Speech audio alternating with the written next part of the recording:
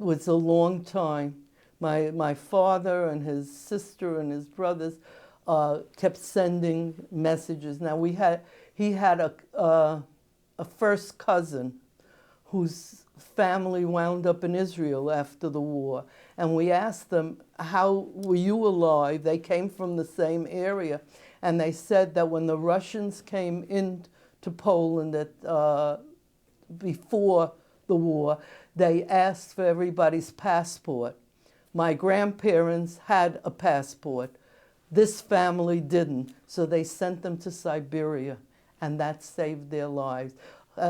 My father used to say, in a shlemazl, darf, hobn, mazl. In an unfortunate situation, you have to have luck. And so, and when they came back to Wexler, they couldn't come to the United States. There was, again, a quota. So they wound up coming to Israel.